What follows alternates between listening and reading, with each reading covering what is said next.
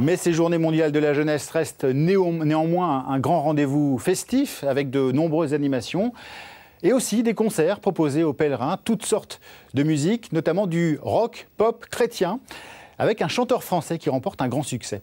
Reportage Marc Dana et Alex Gohary. Il souhaite rester un pèlerin parmi tant d'autres, dormir à la Belle Étoile, marcher des kilomètres dans les rues de Madrid. Grégory Turpin a pourtant rendez-vous avec des centaines de fans. Il est un de ces chanteurs chrétiens invités à se produire sur scène.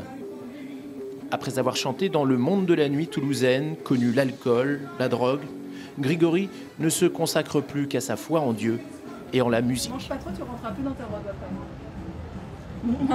Au début, je faisais de la musique pop.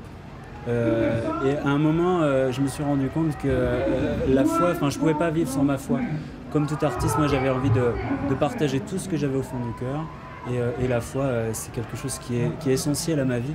Donc il est normal que j'en parle dans mes chansons.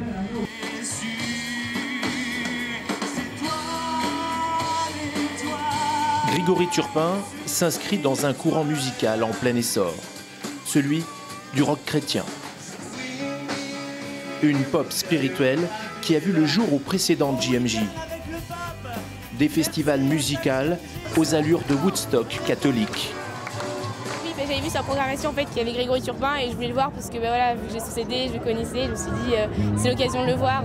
En plus on est là, on a plein d'activités proposées, c'est sympa de voir des artistes comme ça qu'on connaît et pouvoir les retrouver ici. Moi je trouve que le rock chrétien déjà c'est vachement bien parce que ça met un peu de modernité et tout dans le catholicisme, ça apporte quelque chose en plus à la religion.